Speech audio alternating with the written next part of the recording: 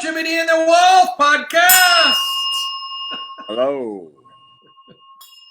Hello, everybody. Well, we are doing this remotely as the last few, and we're doing them not on this Monday schedule. This is Tuesday. No, this is Wednesday. We're 2 days late already. Yeah, schedules don't matter anymore. Everything's up in the air. It's 2020. As long as we get it done eventually. I try to do one a week. Yeah. I think we've done well, all things considered, Tim. Well, I suppose Seth Rogan. I know he's the number one podcaster. I've never watched any of his stuff. Have you ever watched Seth Rogan? Joe Rogan. Joe Rogan. Yeah, the UFC fighter. Who's Seth Rogan? Seth Rogan is the actor. Yeah, the actor. He's a funny dude. I watched a couple of Joe Rogan. I watched the podcast with Elon Musk, which was Elon Musk is a fascinating guy to me, man. He's just very forward thinking, very open minded. So I watched that one. I haven't really seen anything else. I just watched it because I knew Elon Musk was on there. He's moving to Texas. Yeah, that was a big deal on Valuetainment, which is one of the channels I watch. There were two big people leaving. One of them was moving to Florida, and who the heck was that? I can't remember at the moment. But big influencers. Rogan's leaving too, right? Was it Rogan? Yeah, it must have been Rogan. Okay, Rogan is leaving. Is he going to Florida or is he going to Texas? He's going to Texas as well. Okay. Yeah, a lot of people are leaving California. The state taxes are just too much, and New York also has intensive state taxes, and New York City has state and city income tax, or did when I lived there. What was your first question when I tried to talk you into moving to Indiana? Is there a state income tax? Yeah. I mean, when I decided to leave South Dakota after my father passed, and I really hadn't, and my business I'd shut down my business, and I wanted to move for musical reasons. I did an analysis on a sheet of paper, which is how I often do that, write things down, pros and cons, whatnot. And the cities on my list to seriously consider were LA, Nashville, New York, Austin was a second tier, and then even Asheville, is it South Carolina, North Carolina, is becoming quite a live hub, I guess, regional. Right. Yeah, so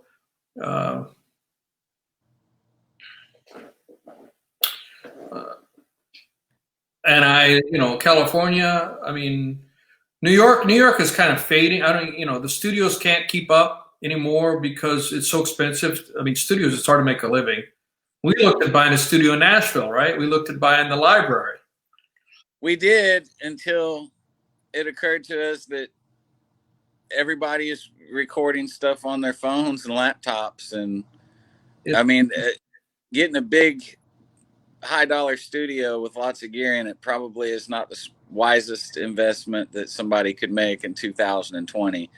They have programs now, Logic Pro and stuff like that cost next to nothing, that you can do incredible home recordings for. It's amazing how far that's came, because I remember being 18 or 19 years old when I was really getting into playing a lot of music.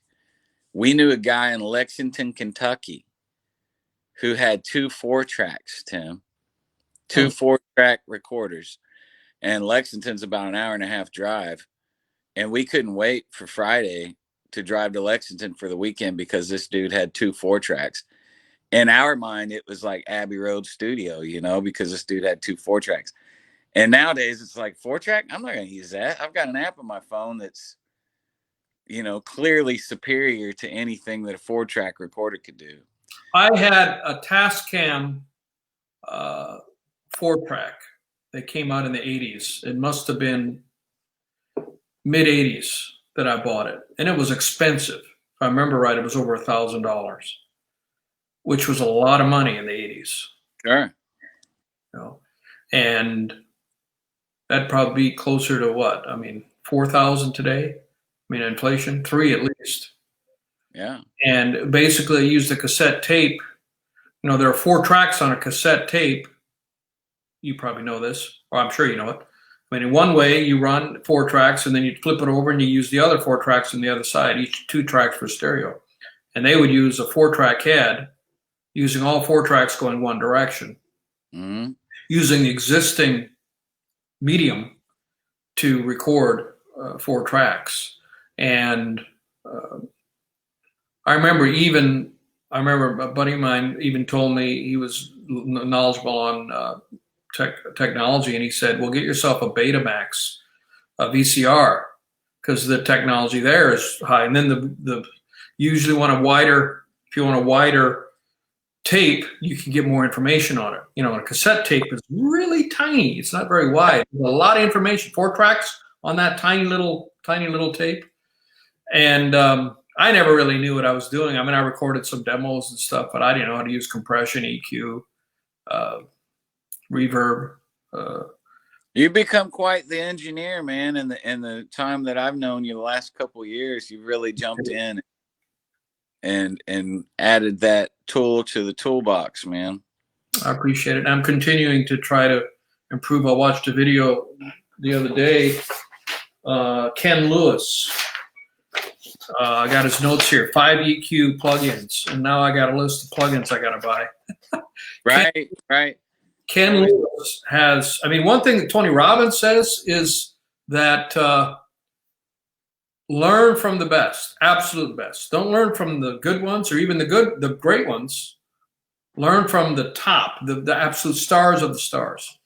And that's his mantra. Now, sometimes they're not teaching or they're not available for teaching, but there's a lot of people training on how there's one individual that I've been to his course in Santa Monica. He's not living there anymore, but he, you know, the list of people that he's worked with are musicians. Might know some of them, but no big studio names. So I've talked about this individual. I want to say his name because it's made me reflect negatively on him. But you know what I'm talking about, right? Mm-hmm. And he has training courses and things, and they're good. They're good. But if you follow Tony Robbins' mantra, you should learn from the top of the top. Now, Ken Lewis he may not be the top mixer, but he's had 99 gold records. And he's worked with people like, he worked on Bruno Mars' Uptown Funk.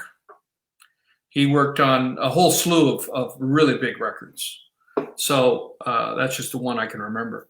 And so he's got 5 EQ plugins that I don't have any of these plugins. And, you know, plugins are like a couple $100. And he talked about how he used them, and some of the ways he used them are very novel that I hadn't even thought of or heard. And so, you know, hopefully I can implement some of these. I don't know. I won't buy all of them at one time, but so where are we going with that? Engineering. Yeah, so I had a tape, you know, a tape deck back in the day. Tape was, but I never really produced anything that I would ever want anyone to really hear. And then I bought in the early aughts, and I still have it, same kind of a system, but it was all digital, and it recorded it to a hard drive. It was a 40 gig hard drive, which was a lot then. 2005, a 40 gig hard drive. Ooh, that's a lot. Sure. Well, think about the old school engineers of like cutting and splicing tape and yeah, some of the stuff that they had to do. Yeah. So it's a whole world now. Well, you were talking about Elon Musk, and here's a news article from today. Apple, the company Apple, talking about entrepreneurial companies.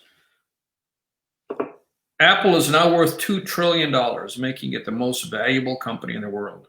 Wow. And they will see nearly $60 billion in profits this year. And that's 4 times what Walmart makes.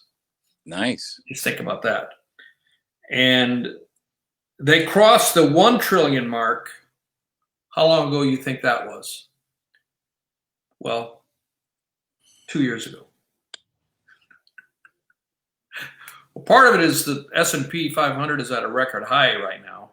So the stock market is at a record high. So that contributed to their stock skyrocketing. But the $2 trillion valuation represents about 10% of the GDP of the U.S. Wow. That puts it in perspective. Yeah. Unbelievable, man. This is David Cass, professor of finance at University of Maryland's Robert H. Smith School of Business. And it's about 7% of the S&P 500. That's 500 stocks. But the one stock is 7% of the valuation. Unreal. What's second? Oh, I don't know. This article doesn't say that, but you can look that up. But Amazon's got to be up there. Sure. Amazon or Bezos is the richest man in the world. Yeah, and he's on schedule to be like a gazillionaire or something crazy like that. Well, he's worth many billions. And he's going to be the first trillionaire. Is that right? Probably. Isn't he on path to do that? I believe so. You know, the saying is, if you're in a room, if you're in a party and Jeff Bezos walks in, suddenly everybody became a millionaire on average. Maybe billionaire at this point. Maybe billionaire, yeah. Everybody in this room on average is a billionaire. I don't care what you're worth. You could be worth nothing. But he rolled the dice, right? I mean, didn't everybody at his company think he was crazy when he was talking about the guarantees he was making? Absolutely. Yeah, that article just really impacted me, how we could not even there was a near-death experience. I mean, yeah, he could belly up easily. He could have gone up. Elon Musk could have gone belly up. I remember this article where he had to write a $40,000 check to the company. It was the last money that he had and the last money that the company had.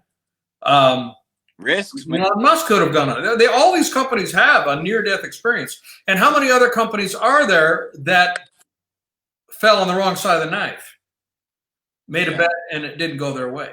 Sure. For whatever reason. For whatever reason. It's all about chances, man. I mean, what Bezos did was you could pay for overnight shipping or 2-day shipping back in the aughts, 2008 or so, and at Amazon. And he said it cost $20 per shipment to get that. It was a per shipment deal. And he had this idea, well, let's make it ubiquitous so a company pays a subscription fee and that everything they get will be 2-day shipping. And all his people, his vice presidents, said, "You are crazy. You're going to bankrupt us." Yeah, nobody. They're only charging $120, I think, for that. So that's only 6. The break-even point of that with the old model, the new model was 6 orders. I mean, the way people order Amazon today, I mean, there's jokes, about all the Amazon that wives or husbands buy. It goes both ways, trying to hide it from their mate. 6 a week is probably, when my nephews were here, every day there'd probably be an Amazon package. And mine aren't quite that. Between all of us, between the 3 of us. So that could bankrupt you. But what he forced his people to do is to come up with warehousing. He said, we're only hurt if it's an overnight shipment. And so we have to focus on that because everything else we're okay. We can handle. If it's okay, 2-day delivery, but not, I misspoke.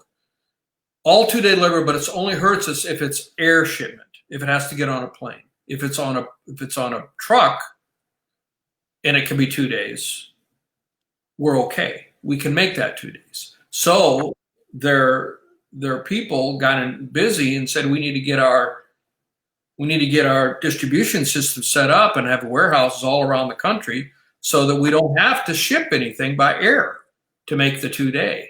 That's how we're going to meet this. And they worked very hard, a lot of hours. They worked their butts off to make it because they knew if they didn't, the company was going to go under, and they survived. And so about 2010 or 2012, now this is working. Jeff Bezos had another idea. Okay, we got this Amazon Prime. We also have this music thing and movies. Let's combine them together. It's like combining hand grenades and cinder blocks. Mm-hmm. And what does free shipping for 2-day shipping have to do with streaming services? They again told him he was absolutely crazy. I lost you. Oh, there you are. They again told him he was absolutely crazy, but probably with not quite as much confidence. Probably, yeah. I think you're crazy, but I'm not sure. Because last time we said you were crazy and you were right. Right. Visionaries always have to deal with that because most people, if they haven't seen something done, the normalcy bias, they don't think it can be done. Yeah. Everybody that moves the ball is always a nutcase until it happens. Yeah. So think about the four Wright brothers. Right. So they did that, and now, Amazon, now they have streaming, and they're rivaling Spotify and rivaling Netflix. And I wouldn't bet on Netflix and Spotify. Mm-hmm. I wouldn't bet against your main business is delivering packages. Yeah. Yeah. I wouldn't put my money against them. And now they own Twitch. Isn't that right? They own Twitch. Amazon owns Twitch. And Twitch isn't that right? Or is Google on Twitch? I think Amazon does. I thought they did. Amazon owns Twitch, which now is getting into music. People are streaming live music on there, and it's like the tick. And it's phenomenal. Amazon. That's what I thought. Twitch is on Amazon. I'm sorry. What did you say? It's like the TikTok thing. Music's blown up on TikTok. It sure is. But it's like Target. The thing about Twitch, the monetary value of the video gaming industry is 2 times the size of the recorded music industry and movies combined. I'm not surprised. So having the #1 streaming platform, which has 80% plus of the streaming of video games, is that going to get any smaller? Are your kids going to stop playing video games anytime soon? It's going to blow up. That's going to grow exponentially. And then you have, certain companies that are really smart about their approach. Whoever invented the game Fortnite was absolutely brilliant because they gave the game away. The game was free. Right. First time I saw it, my son said, "Can I download Fortnite? How much does it cost?"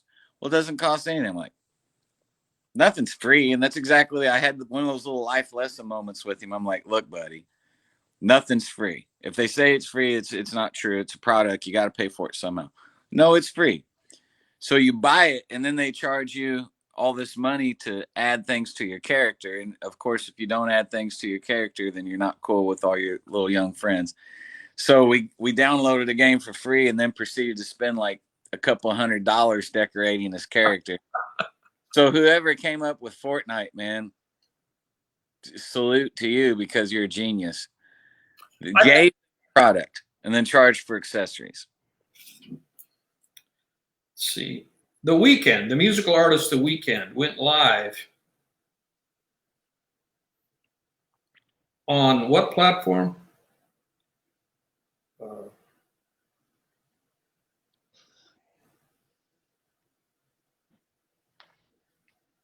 Probably TikTok. That's what everybody else does now. Oh, it was TikTok. Yeah. That seems to be That's what it was. Yeah, he did it on TikTok. That seems to be the fastest growing thing with music videos. It's changing. A lot of adults are watching it now. It was just for my kids like 3 or 4 months ago, but all of a sudden I have adult friends sending me TikTok links like every single day. Well, for me, went viral on a video, which you haven't seen yet. You should see all the comments on it. It's got close to 70,000 views. Now, TikTok, I'm just putting my videos up there. It's only 1 minute length, and it's vertical. it's not like it's vertical instead of horizontal, like YouTube's horizontal. It's vertical, and it's really aimed at skits, lip syncing, things like that. And so you put music videos up there. They're really not a lot, but the platform is growing so much. So I think I told you this, in Milton, Kentucky, right across the river from your home in Madison, there's a mark on the wall of 37 flood. The 37 flood was like in the middle of the second story, like 20 feet. It looked, I mean, because they were like 10 feet, looked like 10 feet tall. I mean, it wasn't 8-foot tall ceilings. I think those are high ceilings. And so it looks like it's 20 feet up there. And just thinking about that river, looking down at that river and then seeing the water all the way up to there. And I just a simple video of that, a simple 1-minute video. In fact, actually, I would like to go back and re-edit it because I was trying to find it in my camera and I was like, you know, there was a little bit of delay there and you lose people like 5 seconds or so where it was just a picture of the wall and I was trying to zoom it in, zoom it out, whichever it was, zoom it out so that I could get to the, it's got most of my views, but I'll be honest, most of my videos get 200-300 views. I have much more. That's got 70,000. Real. You know, my father was born in a stone house on the river during that flood in 1937 with water in the house. When my father was born, they were scooping water out of the house that they lived in. My uncles and my grandfather were scooping water out of the floor of the house that my father was born in during that flood. Well, okay. Thanks, Jeff. We'll see if we can cover that subject here in a bit. Jeff's got a comment on the comments here. Some of the comments on mine, I mean, it gets political pretty fast. You know, you've got people are using that as a saying that, and even generational. One kid on my comment section, I guess an older guy, a baby boomer said to a younger person, they were talking about whether it was global warming or whatever, and somebody said, "Okay, Zoomer," you know. I mean, so people are calling, "Are you okay?" Yeah. So people are, and then calling out global warming. You know, I mean, I guess that means global warming. That proves that global warming isn't a thing. Warming isn't a thing. So what happened? What caused? Was there some water management issues with the river that caused that to happen? Some dam that broke, or it just rained. It just rained until the river got that high. And some of the comments were other towns in Kentucky. What's another town? Starts with a P.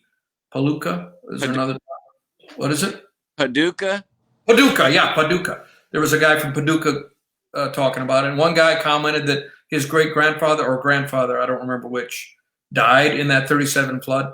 So, yeah, there's a lot of, I mean, it's quite reputable. And one guy who says, I live in Milton and I drive by that building and I never noticed that on the wall. How could you not, man? I look at that every time I've ever driven by that building, which has been many times. It's fascinating to me to see where water lines were. I'm not surprised that video blew up for you. Well, then the thing is, how do you, I mean, you try to figure something blows up, how do you do it again? And man, that's the whole thing with social media is how do you figure out how to capture lightning? You never know. You go to Paducah and do the same thing if they've got a building. I mean, yeah, right. I mean, I'm serious when I say that somebody will do something like there's these little things like women will say to their husband, you weren't very nice to me today, and then film his reaction, or have him sitting in the living room and show a lot of, I think more women are on TikTok and say different things to their husband. Or what would you take? What 3 things would you take if we got divorced? You know, and the husband usually say, get divorced, honey. Why are we getting, we're not talking about that. You know, and then these are challenges. So somebody does it and then everybody does it. You'll see the same thing over and over and over and over. Or trending thing. Everybody just repeats it. I mean, more than any other channel or any other platform I've ever been on. I've never seen so much naked imitation of what's working. I mean, I guess it's accepted. Every channel has their own personality, has their own culture. And in the TikTok culture, I guess it's accepted. I mean, there are people who do lip syncs of President Trump's speeches. And there's a lot of lip syncing of a lot of different things. Friends episodes, Seinfeld episodes, The Office episodes, anything. It doesn't even have to be recent. I mean, it could be movies. But I noticed that this one woman, Sarah Cooper, she blew up. She does it very well. It sounds like looks like she's talking. I mean, she does that lip syncing to his voice so well. Oh, yeah, I've seen that lady. Sarah Cooper. Yeah, and she really was nowhere, and now she hosted one of was it Jimmy Kimmel or one of the big name Jimmy Fallon or Jimmy Kimmel? I think it's Jimmy Kimmel. She guest hosted within the last month, and she blew up because of that. So TikTok's a powerful force. And who's buying? Is Apple buying TikTok? No, it'd be Microsoft is what is talking about doing it, but that's an incredibly that's a fraught path to go down to ban them. I mean, maybe there's a lot of long. There's a lot of issues there. It's not just a trivial issue. I mean, we've gone from, the Republican Party has gone from 10 years ago for sure of being all about free trade. And that was in their platforms. They were the arbiter of free trade.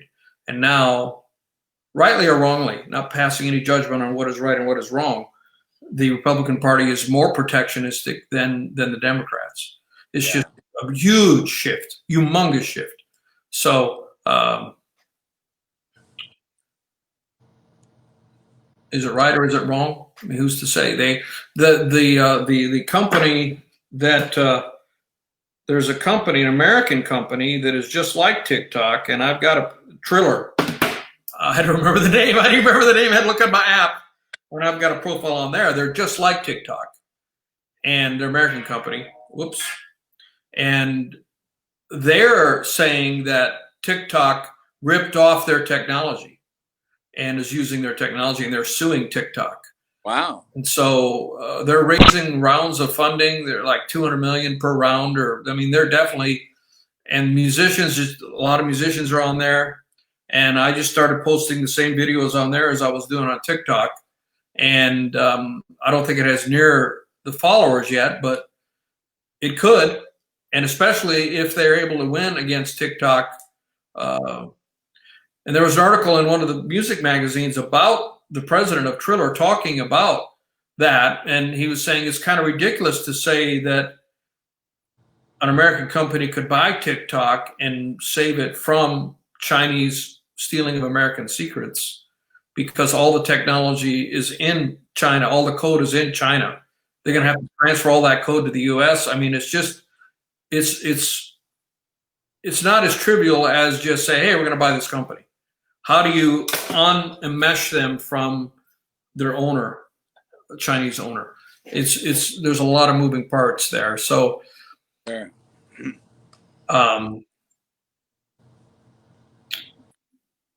TikTok doesn't want to sell, and the American, the executives that are TikTok is a subsidiary of.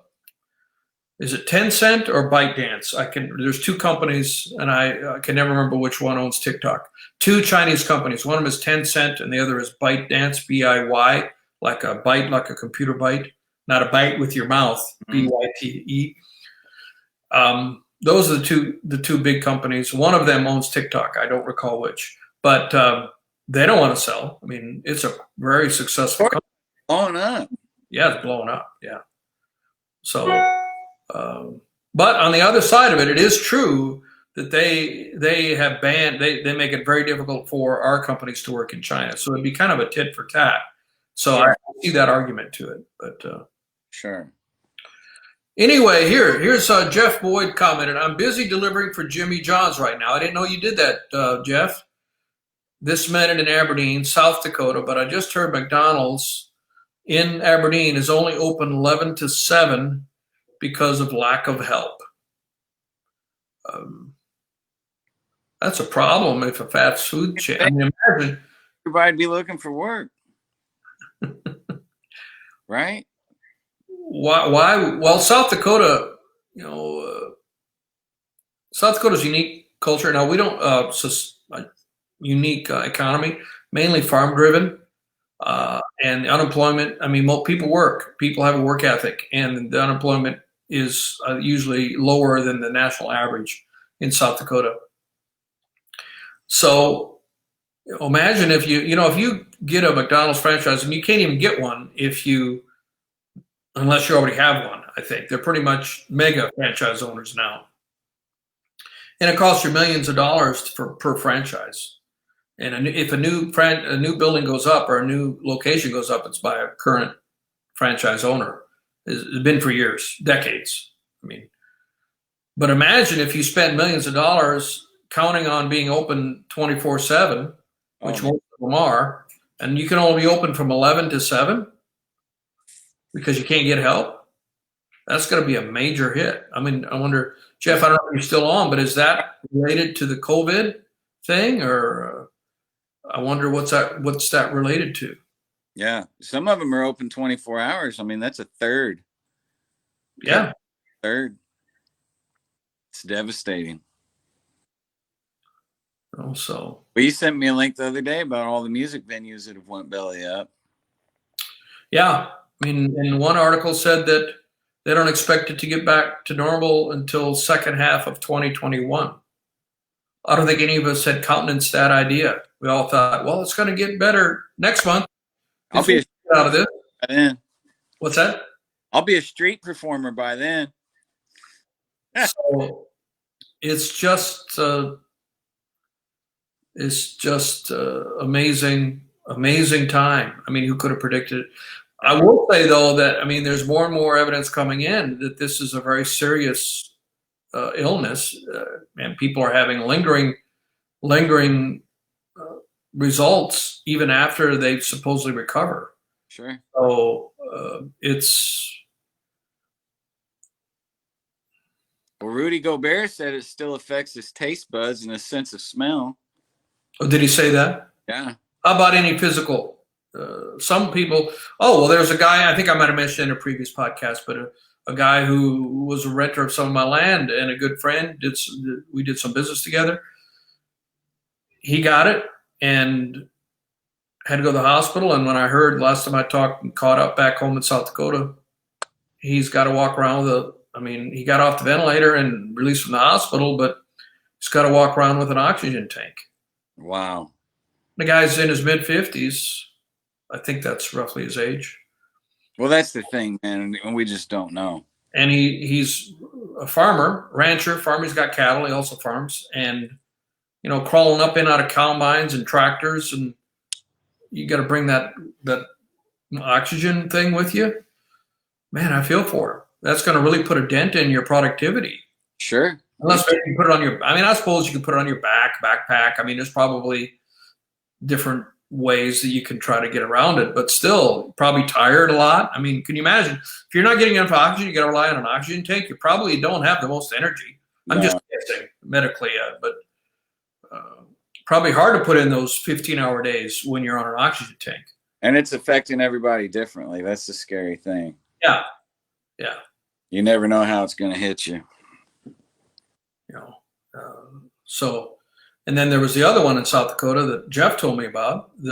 And I knew her husband. I never met her, but she went to the emergency room, didn't feel well. She was dead within 12 hours. And then it was only after she passed that they did a test, and it was COVID-19. So it hit her like boom, right there.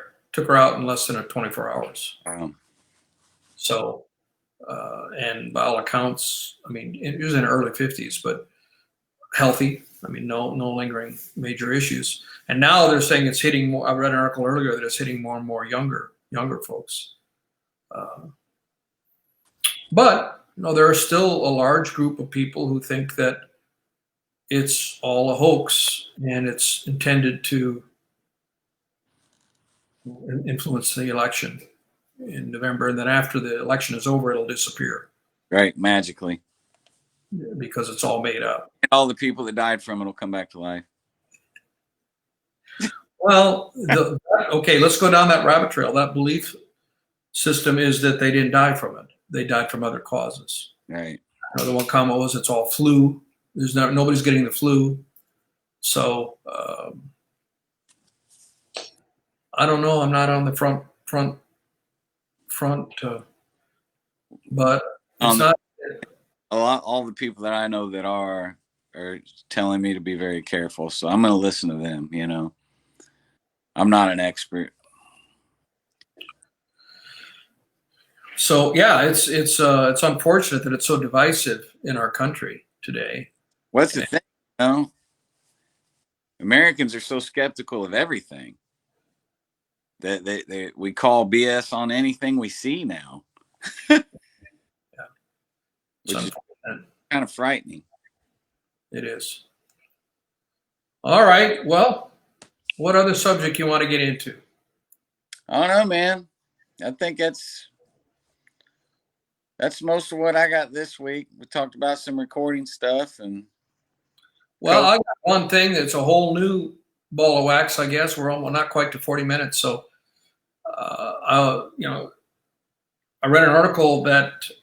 What's interesting to me is how legislation in the last 50 years, 70 years, how you can point to a specific date when that legislation was passed and how it radically changed an industry or a certain segment of the entire country.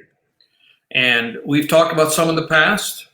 I mean, in Lyndon Johnson's era, the most famous one, of course, is the Civil Rights Act. Sure.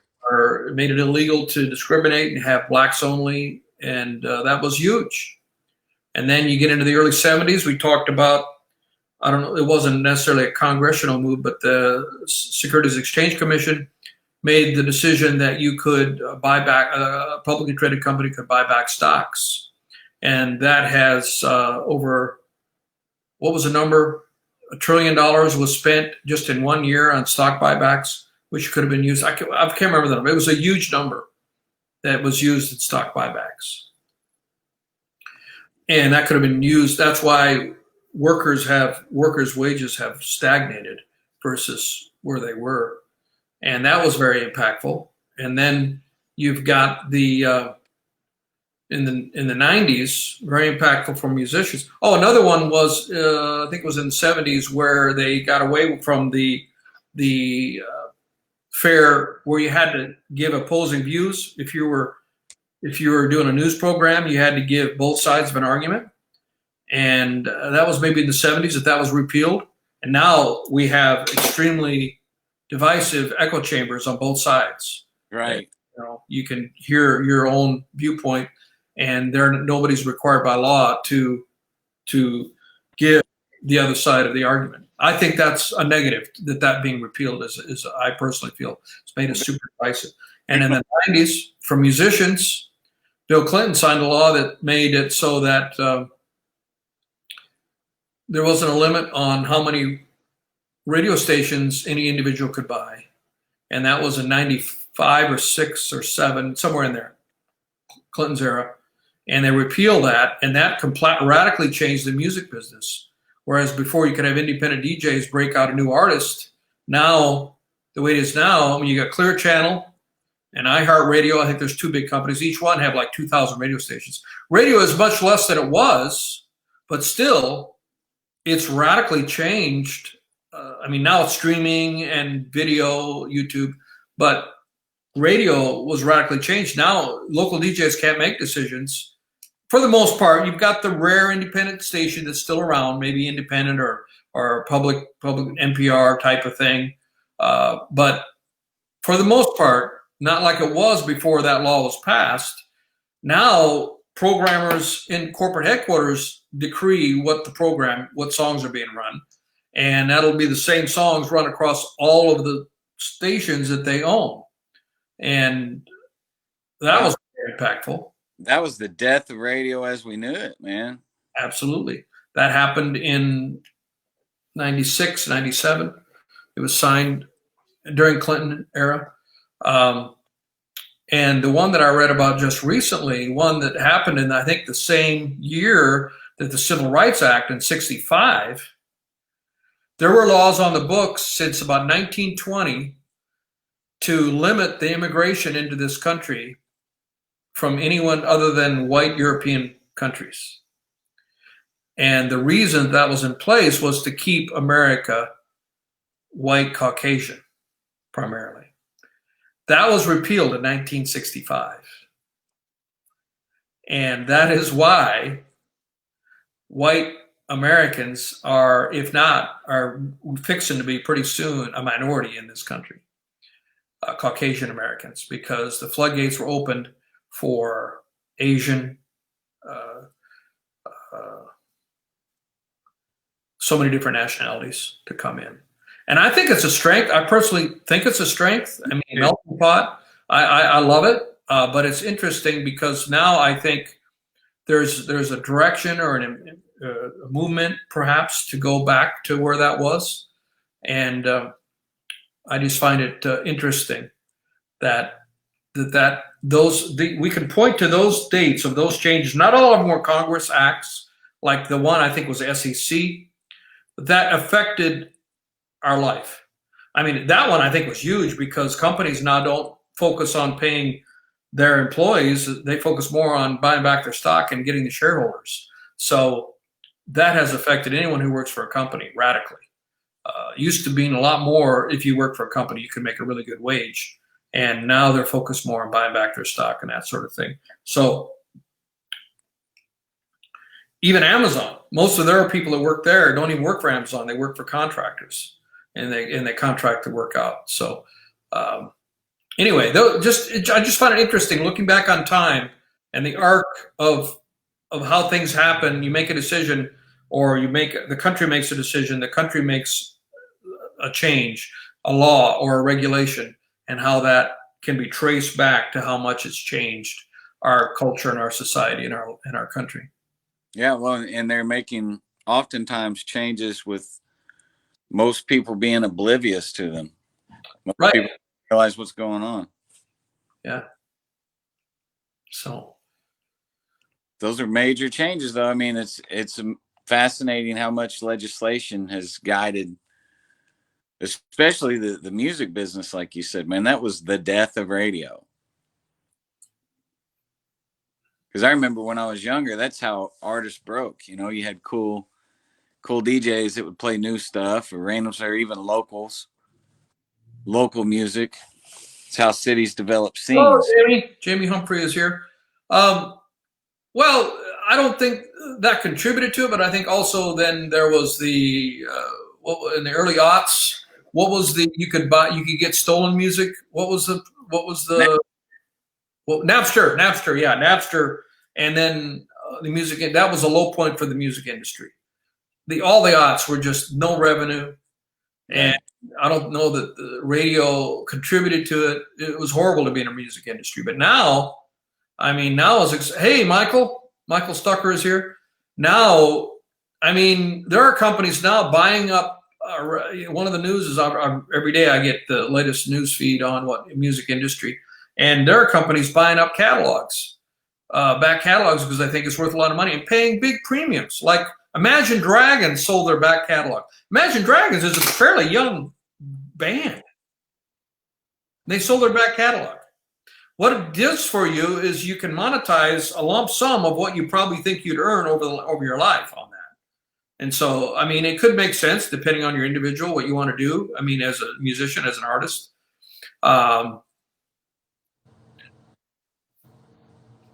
At least they have the right to make that decision. David Crosby didn't.